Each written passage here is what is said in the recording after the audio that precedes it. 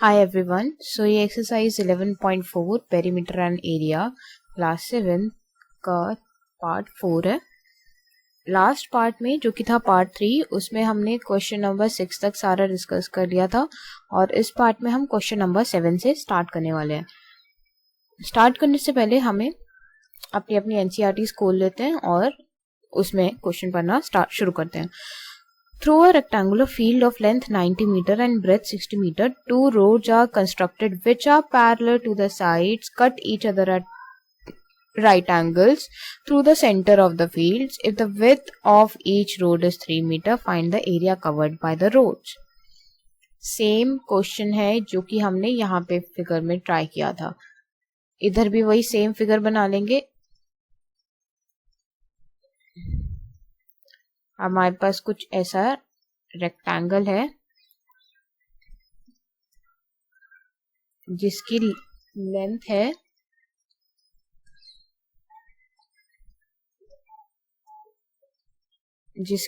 हमारी 90 metre and breadth है हमारी 60 मीटर। तो ये कुछ है हमारे पास और दो क्रॉस रोड्स हैं हमारे पास जो कि इसके पैरेलल है और सेंटर से पास हो रहे हैं।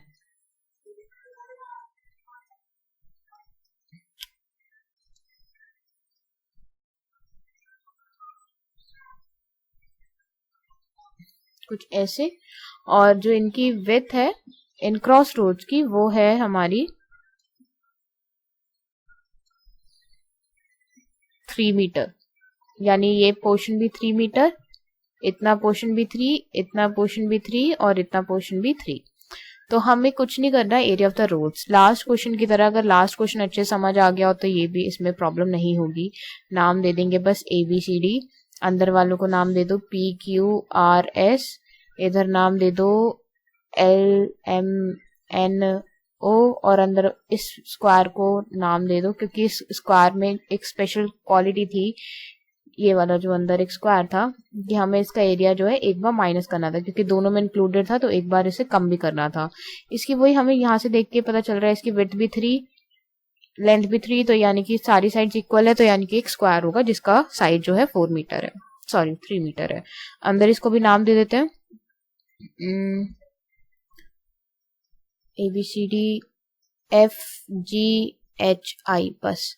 अब हम क्वेश्चन सॉल्व करेंगे। फर्स्ट पार्ट में हमें बोला है find the area covered by the roads, यानी कि जो हमने लास्ट क्वेश्चन में किया था। बस हमें निकालना है फॉर रेक्टेंगल PQRS, लेंथ और ब्रेथ फाइंड करनी है बस। फॉर रेक्टेंगल PQRS इसके लिए लेंथ कितनी हो जाएगी, लेंथ हमारी हो जाएगी PS और ब्रेथ हो जाएगी मेरी, डायग्राम देखते रहो साथ साथ, ब्रेथ हो जाएगी हमारी PQ हमें साफ दे रखा है, वो इतना हिस्सा है जो कि है 3 मीटर के इक्वल, और लेंथ PS जो कि इधर से लेकर इधर तक का पोर्शन है, और वो किसके इक्वल होगा, वो इक्वल होगा जो इधर साइड है, यानी कि जो कि है 60, तो 60 मीटर। ये हो गया। अब हम सिंपल फॉर्मूला लिखेंगे, area of rectangle is equals to length into breadth, length into breadth, और ये सॉल्व कर हो जाएगा कि एरिया ऑफ रेक्टेंगल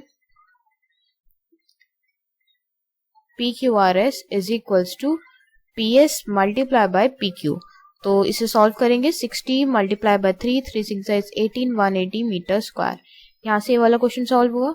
अब नेक्स्ट है हमारा, हमें फाइंड करना है, हमें फाइंड करना है LMNO का। तो यहाँ पे लिख लेते हैं फॉर रेक्टेंगल LMNO, लेंथ कितना हो जाएगा और ब्रेथ कितना हो जाएगा, लेंथ ब्रेथ। लेंथ मैं ले लेती हूँ LMNO के लिए LM ले लेती हूँ, और ब्रेथ हो जाएगी मेरी LO है 3 मीटर, एंड लेंथ हो जाएगी इतना पोर्शन यहाँ से लेकर यहाँ तक जो कि किसके इक्वल है, 90 मीटर के। तो ये हो जाएगा। बस अब इसे सॉल्व कर देना है मुझे, तो आ जाएगा एरिया ऑफ रेक्टेंगल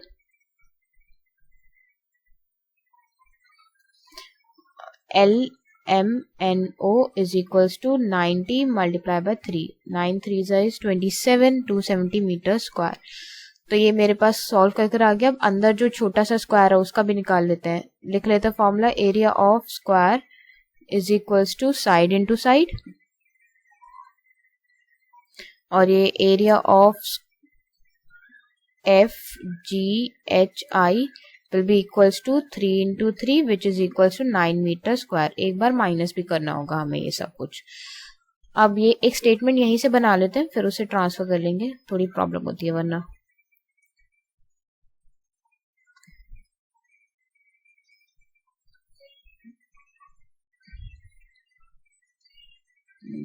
मेरे पास हो जाएगा area of rose is equals to area of PQRS plus area of LMNO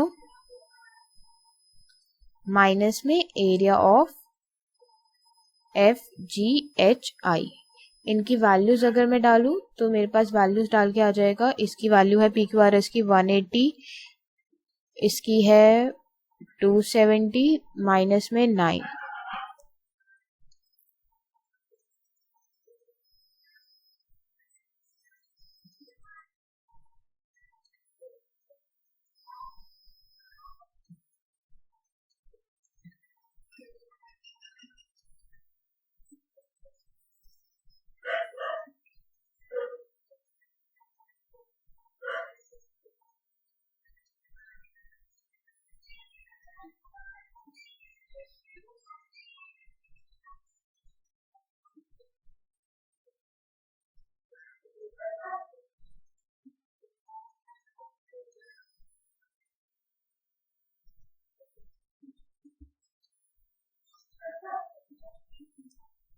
बस अब इसे हम वैल्यूज डाल देंगे। 180 प्लस 270 इज 0, 8 8 16 15 3 4 450 माइनस 9। 450 में से अगर 9 माइनस करेंगे 441 metre square. Area of roads आ गया हमारे पास। अब आगे निकालना है cost of constructing roads at the rate of 110 पर मीटर स्क्वायर। अगर कभी भी समझना है ना इसमें क्या करना है, क्या फाइंड करना है, हमें दे रखा है पर मीटर स्क्वायर, यानी एरिया ही है ना, एरिया को यूज करना है। तो cost of constructing 1 metre square को कंस्ट्रक्ट करने में हमें देने पड़ेंगे 110 रुपीज। अगर 1 मीटर स्क्वायर के लिए इतने पैसे देने पड़ रहे हैं तो 441 के लिए कितने देने पड़ेंगे? Simple, cost of constructing 441 metre square is equals to ₹110 into 441। तो इसे हमें मल्टीप्लाई करना है। 441 को 11 से कर देते हैं। 144 144 158 4851 4851 इतना रुपीस, ठीक है। तो एंडिंग स्टेटमेंट लिख देंगे, hence the cost of constructing 441 metre square area is ₹48,510। Question number 8 पे चलते हैं अब।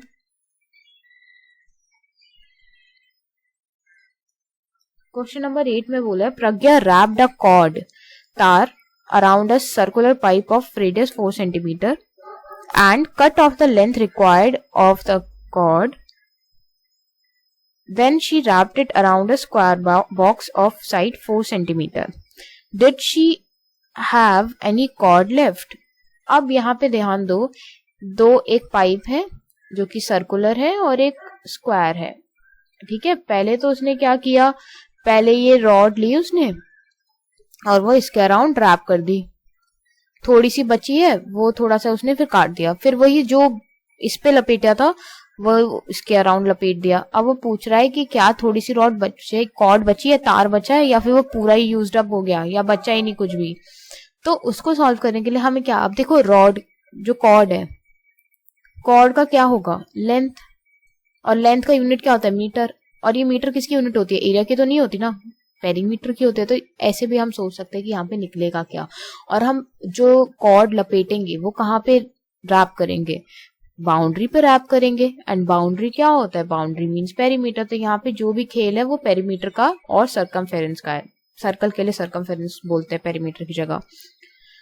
तो बस हमें यहाँ पे सबसे पहले देख लेते हैं कि जो सर्कल था, कॉर्ड रैप्ड अराउंड सर्कल, ठीक है, या इतना भी क्या लिखना, हम सिंपल लिखते हैं for circle.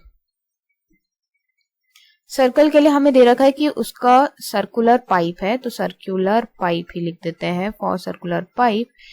Radius is 4 centimetre, 4 centimetre radius दे रखा है। पाई हमें बोला है कि यूज करो 3.14, और कुछ नहीं दे रखा है हमें बस। तो लेंथ ऑफ कॉर्ड क्या होगा? पहले फॉर्मूला लिख देते हैं, circumference of circle is equals to 2 pi r. तो length of cord wrapped around circle, wrapped around pipe is equals to,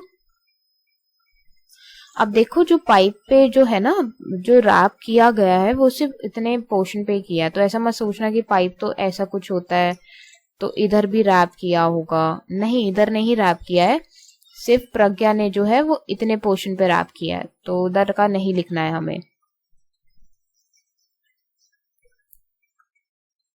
तो हम यूज कर लेते हैं 2 पाई, हमें 3.14 यूज करना है, रेडियस है 4, 2 4 जा 8 इंटू 3.14 करेंगे। अगर 3.14 को 8 से मल्टीप्लाई, 8 4 जा इज 32, 8 1 जा 8, 9 10 11, 3 8 जा इज 24 प्लस 1 25, तो ये आ जाएगा 25.12 मीटर।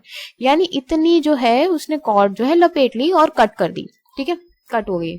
अब जो है बस उसके पास जो रॉड बची है, जो सॉरी कॉर्ड बची है, वो सिर्फ इतना है 25.12 मीटर।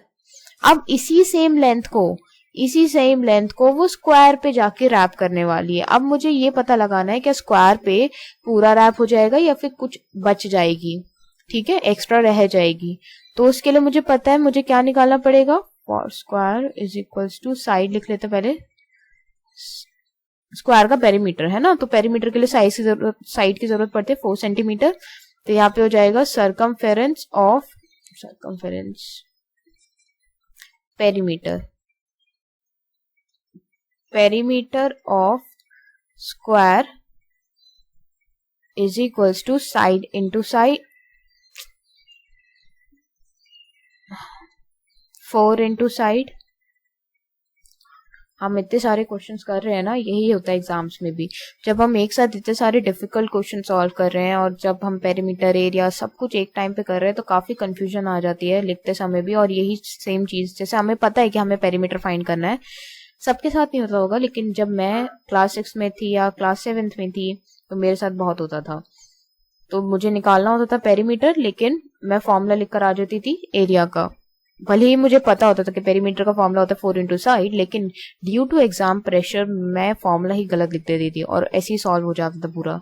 तो ये मे भी हो सकता है बाकी मेरी तरह कुछ बच्चे हो जो मेरी तरह मिस्टेक्स कमिट करते हैं, और कुछ हो कि ना, वो इतना अच्छे से कंसंट्रेशन के साथ करते हैं कि उनसे ना हो ऐसी मिस्टेक्स। खैर 4 इंटू साइड हमारी है 4 4 जा 16, तो 16 सेंटीमीटर आ गया यहाँ पे, ये सेंटीमीटर में है, अच्छा सॉरी ऊपर रेडियस भी सेंटीमीटर में था, इसे भी चेंज कर लेना। ओके, तो हमारा सारी यूनिट सेम हो गया। अब उसके बाद है कि उसने पूछा did she have any cord left. अब खुद सोचो, यहाँ पे कॉर्ड तो थी तुम्हारे पास 25.12 और यहाँ पे यूज कितनी हुई है, सिर्फ 16 सेंटीमीटर, तो बची होगी ना, लेकिन बताना भी है वो कि कितनी बची है। तो इसे यहीं पे सॉल्व कर लेते हैं।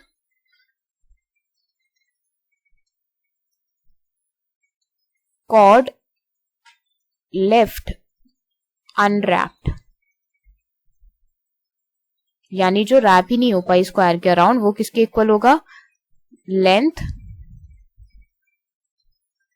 सिंपल माइनस करते हैं, 25.12 माइनस में 16, 25.12 को 16 में से माइनस करेंगे तो कुछ आ जाएगा 15 और 1,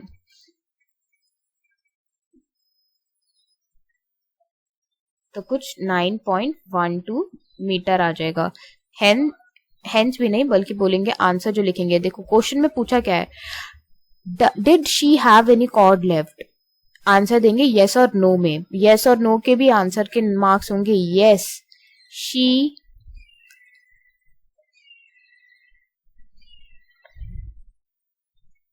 have cord which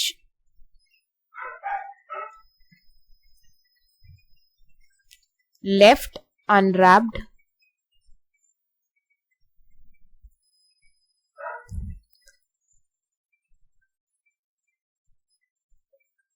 the length of unwrapped cord is 9.12 meter and the length of unwrapped cord is 9.12 meter. Yes, she have cord which is left unwrapped, wrap नहीं हो पाई स्क्वायर पे, and the length of that unwrapped cord is 9.12 meter. तो हमने पूरा कर लिया है। yes और no में आंसर देना था। इसमें अगर yes और no हमने नहीं ऐड किया तो यहाँ पे प्रॉब्लम होगा। देखो क्वेश्चन तुमसे पूछा है ना, क्या तुम्हारे पास है बचा हुआ कॉर्ड या नहीं है, तो तुम ये थोड़ा ना बोलोगे कि मेरे पास 3.12 है, पहले तो आंसर दोगे ना कि yes या no। तो yes और no में पहले आंसर देना है। फिर क्वेश्चन नंबर 8 में है, क्वेश्चन नंबर 8 सॉल्व किया, सॉरी हमने। क्वेश्चन नंबर 9 है, the joining figure represents a rectangular lawn with a circular flower bed in the middle. Find the area of the whole land, area of the flower bed, area of the lawn excluding the area of the flower bed and the circumference of the flower bed. कुछ नहीं है, easy question है, बस इसमें parts बहुत सारे हैं तो क्वेश्चन लंबा हो सकता है थोड़ा सा। ये कुछ है, एक पार्क है, बीचों बीच एक फ्लावर बेड लगा रखा है जहाँ पे बहुत सारे सुंदर सुंदर सुंदर सुंदर फ्लावर्स ग्रो कर रहे हैं। इसका रेडियस हमें पता है वो है 2 मीटर और ये पार्क के लेंथ और ब्रेथ दे रखे हैं। हमें नाम दे देते हैं ए बी, या नाम भी देने की जरूरत नहीं है तो पार्क कुछ ज्यादा कुछ है ही नहीं, तो बस सिंपल निकालेंगे। सबसे पहले फर्स्ट पार्ट है the area of the whole land, पूरा लैंड का, पूरा लैंड मतलब पूरा ये सब कुछ इंक्लूडेड सब, ठीक है। तो सबका कैसे आएगा, सिंपल, वो सब होगा एरिया ऑफ रेक्टेंगल जो कि पार्क है हमारा। एरिया ऑफ रेक्टेंगल पहले फॉर्मूला लिखेंगे,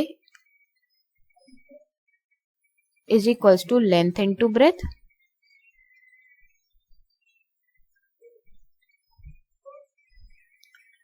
अब एरिया ऑफ लॉन या फिर एरिया ऑफ होल लैंड, जो क्वेश्चन की लैंग्वेज है वही लिख देते हैं। Area of whole land is equals to length of breadth जो कि है 10 मीटर मल्टीप्लाई बाय 5 मीटर। अगर मेंशन करना है गिवन वाला तो ऊपर मेंशन भी कर सकते हो कि लेंथ ऑफ लॉन मेंशन भी कर देते हैं। चलो, लेंथ ऑफ लॉन है हमारे पास 10 मीटर एंड ब्रेथ है हमारे पास 5 मीटर। अब लिख देते हैं कि area of whole land is equals to 10 metre multiply by 5 metre which is equals to 50 metre square. ये फर्स्ट पार्ट हमारा सॉल्व होता है। सेकेंड पार्ट पे चलते हैं। सेकेंड पार्ट में find the area of the flower bed. Flower bed कौन सा वाला है, सिर्फ इतना हिस्सा है, यानी कि, और एरिया है, ये सर्कल है तो बस फॉर्मूला लगेगा एरिया ऑफ सर्कल का। Area of circle is equals to pi R square. Radius मुझे दे रखा है कितना था फ्लावर बेड का, इट इज 2 मीटर। अब देखो क्वेश्चन में मेंशन नहीं है लेकिन फिगर में मेंशन है, तो यहाँ पे कंफ्यूज नहीं होना, फिगर में दे रखा है ना, वहां से हमारा काम बन जाएगा। तो area of flower bed is equals to pi, हमें यूज क्या करना है ये मेंशन नहीं है तो खुद दिमाग लगाओ। अगर तुम आर यूज करते हो 2 का स्क्वायर तो पाई 22/7 यूज करने का कोई फायदा नहीं है, कोई फायदा नहीं, क्योंकि दोनों कोई कैंसिल नहीं होंगे, तो डायरेक्ट हम 3.14 ही यूज करेंगे। तो हो जाएगा 3.14 मल्टीप्लाई बाय 2 2 जा 4 इज 4, 4 4 जा 16, 4 1 जा 4 5, 4 3 जा 12, 12.56 मीटर स्क्वायर आंसर। नेक्स्ट पे चलते हैं। थर्ड पार्ट, थर्ड पार्ट में बोला है कि area of the lawn excluding the flower bed. Excluding मतलब हमें पता है कि फ्लावर बेड को छोड़ के जो बचा हुआ लॉन का हिस्सा है, यानी कि जिसे मैं अभी येलो से कलर कर रही हूँ, हमें सिर्फ वो वाला एरिया चाहिए, ये वाला, हमें बीच में फ्लावर बेड का नहीं चाहिए, तो बस उसे बाहर निकाल देंगे। तो जो टोटल एरिया ऑफ है लैंड का, उसमें से area of flower bed minus कर देंगे। तो थर्ड पार्ट में रिक्वायर्ड एरिया, अब इतना बड़ा टर्म लिखने की जरूरत नहीं है, थर्ड पार्ट में हम लिखेंगे रिक्वायर्ड एरिया। रिक्वायर्ड मतलब जिस चीज की जरूरत है, बस अब वो लिख देंगे, उससे क्वेश्चन बन जाएगा। इतना बड़ा लिखेंगे कि area of the lawn excluding the area of the flower bed, हमारी शीट ही नहीं होती है इतनी। तो required area is equals to area of whole land minus area of flower bed. तो एरिया ऑफ होल लैंड हमें पता था 50 मीटर स्क्वायर आया था, और ये माइनस करके आया 12.56 मीटर स्क्वायर। ठीक है, तो 50 में से 12.56 माइनस करना है पहले। 50 में से 12.56 माइनस करना है, इधर कुछ नहीं है तो 0 0 4, 9 में से 5 गए 4, 9 में से 2 गए 9, 8, 7, 4 में से 1 गए 3, 37.44 मीटर स्क्वायर। नेक्स्ट पार्ट है फोर्थ पार्ट। फोर्थ पार्ट को भी हम यहीं पे कर लेते हैं।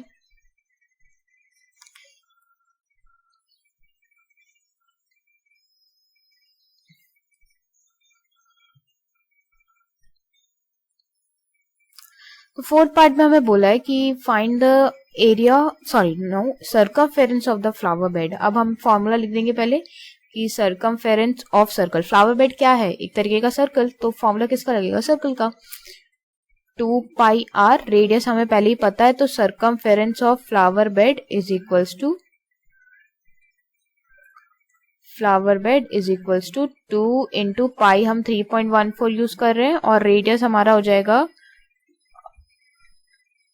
कितना है हमारा, 2 मीटर। तो 2 2 इज 4, 4 मल्टीप्लाई बाय 3.14, और ये चीज शायद हम यहाँ पे भी कर चुके हैं, तो 12.56 मीटर। अब ये जरूरी नहीं है कि यहाँ पे एरिया और जो सर्कमफेरेंस है वो इक्वल आ गया तो कुछ रिलेशन है, नहीं, इक्वल आ सकता है, कोई मतलब नहीं है हमें इससे। हमने निकाल दिया, सारे पार्ट सॉल्व हो गए। ये क्वेश्चन अच्छा है, 5 मार्क्स में इजीली आ सकता है, क्योंकि इसमें बहुत सारे पार्ट्स भी हैं और काफी लेंथी भी क्वेश्चन है ये। अब क्वेश्चन नंबर 10 में फिगर्स दे रखे हैं एनसीईआरटी में, ये 2 फिगर्स है, फर्स्ट और second. In the following figures find the area of the shaded portions, यानी कि जो ग्रे से शेडेड है बस उतने का ही एरिया हमें निकालना है। फिगर्स बना लेते हैं पहले।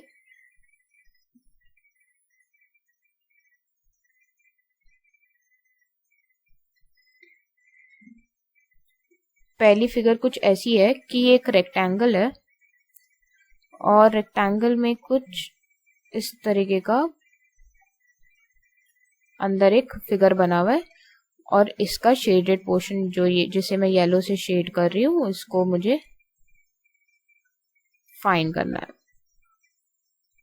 ठीक है, मैं पहले जो फिगर्स में गिवन है वो लिख देती हूँ। ए, ये है बी, ये है सी, ये है डी। इतना पूरा जो पोर्शन है यहाँ से लेकर यहाँ तक, ये मुझे दे रखा है 18 सेंटीमीटर्स। ये वाला हिस्सा है 10 सेंटीमीटर्स। इधर पार्ट डाल रखा है ई, और इतना हिस्सा है 8 सेंटीमीटर। इतना पोर्शन है 10 सेंटीमीटर। ये इसको एफ डाल रखा है, और इतना पोर्शन डाल रखा है 6 सेंटीमीटर, और इतना पोर्शन डाल रखा है 4 सेंटीमीटर। तो ये कुछ ऐसा फिगर है, मुझे निकालना है। अब वही है, इसमें कुछ खास ज्यादा है नहीं, एरिया ऑफ ABCD में से माइनस कर देना जो शेडेड पोर्शन, नहीं वेट, अब देखो, ध्यान से देखो इस फिगर को। अगर मेरे पास ये पूरा वाला है कुछ ऐसा एरिया, ठीक है, अगर मैं इसमें से एक ये वाला ट्राइंगल जो है ये वाला माइनस कर दूं, जिसको मैं अभी पिंक से शेड कर रही हूँ, जो पिंक से शेड कर रही हूँ उसको रिमूव करने की बात हो रही है अभी। अगर पूरे में से ये वाला हिस्सा माइनस कर दूं, और एक कुछ ऐसा सा एक है ये वाला हिस्सा माइनस कर दूं, तो बचेगा कौन सा वाला हिस्सा मेरे पास? कौन सा वाला पोर्शन बचेगा? अगर मैं सारे पिंक वाले पोर्शन हटा दूं, मैंने सीजर से कट कर दिया, तो बचेगा कौन सा? येलो पोर्शन, या फिर इस फिगर में बोले तो व्हाइट पोर्शन। तो वही चीज हमें अब यहाँ पे करनी है। अब हमें समझ आ गया ना। इमेजिन करो कि तुम्हें एक ऐसा कोई फिगर दिया था, तुमने इसको जो है सीजर से यहाँ से कट कट कट कट कर दिया, और ये वाला हिस्सा भी कट कट कट कट कर दिया। अब बचेगा कौन सा? Yellow portion. तो बस तुम्हें पता लग गया कि तुम्हें पूरे वाले एबीसीडी में से कौन कौन से एरिया जो है माइनस करने हैं। तो यहाँ पे सबसे पहले मैं लिख देती हूँ रेक्टेंगल एबीसीडी,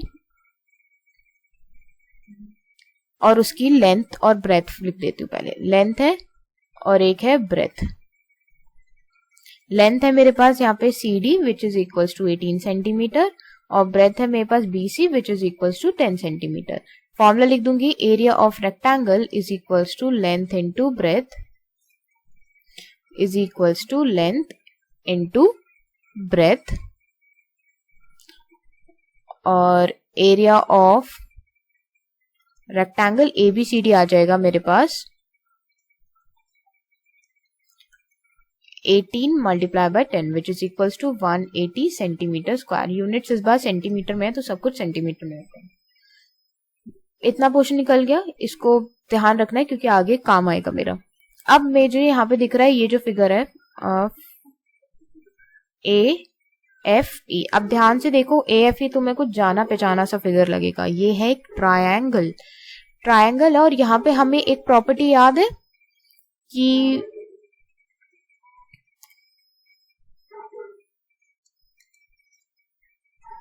rectangle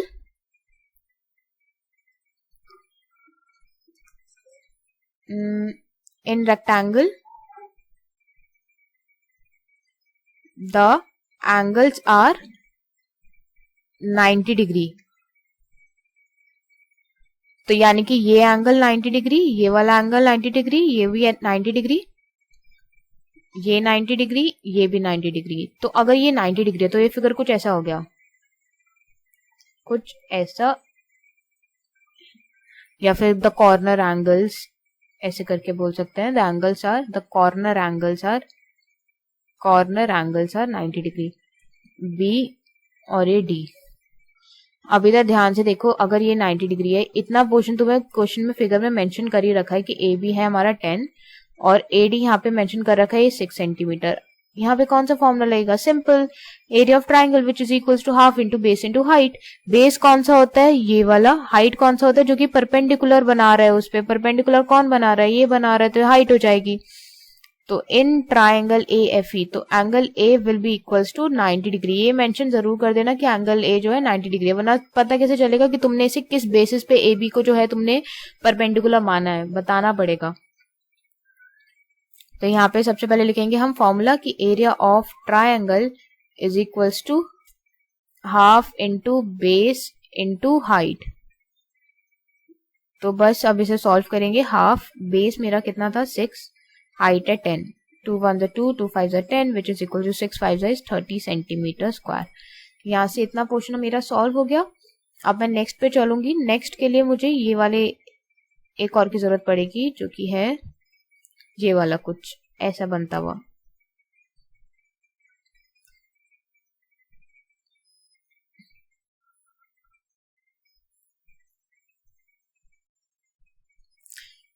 BCE, ये है मेरा 8 सेंटीमीटर, ये है 10 सेंटीमीटर, अगेन ये 90 डिग्री। बस ये रहा मेरा बेस, ये रही मेरी हाइट। और क्या चाहिए मुझे?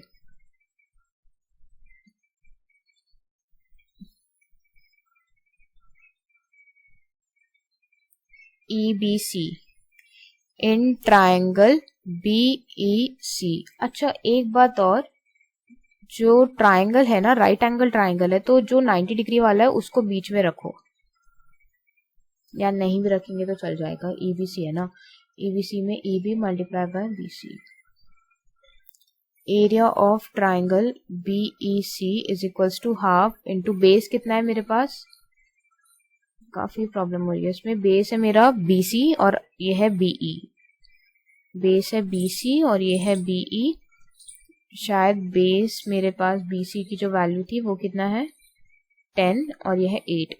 10 और 8, 2 1 2 2 4 8, 40 सेंटीमीटर स्क्वायर। अब सारी वैल्यूज निकल गए और हम कैसे निकालने वाले थे, होल में से इन दोनों को माइनस करने वाले थे। तो बस वही हम अब अभी करेंगे।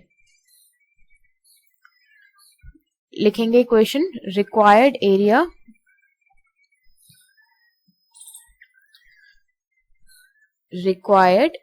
Area is equals to area of ABCD, उसमें से हम माइनस करने वाले हैं एरिया ऑफ AFE माइनस में एरिया ऑफ EBC। अब इन सब की वैल्यूज डाल देंगे। ABCD की वैल्यू आई थी मेरी 180, दूसरे की वैल्यू आई थी AFE की आई थी 30 और इसकी आई थी 40। 180 में से 30 माइनस किया मैंने तो मेरे पास आएगा 150 और इसमें से 40 माइनस किया तो मेरे पास आ जाएगा 110 सेंटीमीटर स्क्वायर। तो बस ये मेरा रिक्वायर्ड एरिया है और हमने फाइंड कर लिया है area of the shaded portion. Hence area of shaded portion, या रिक्वायर्ड एरिया भी नहीं, एरिया ऑफ शेडेड पोर्शन यहाँ पे लिख लेते हैं। रिक्वायर्ड एरिया भी लिखेंगे तो गलत नहीं होगा। Area of shaded portion, hence area of shaded portion is 110 centimetre square. अब बाकी के जो 10th, एक बस 2 ही क्वेश्चन बचे हैं अब, 10th का सेकंड पार्ट और 11th, इसको हम नेक्स्ट पार्ट में ही करते हैं क्योंकि ये पार्ट काफी लेंथी हो गया है, इसे हम और ज्यादा एक्सटेंड नहीं करेंगे। Thank you for watching.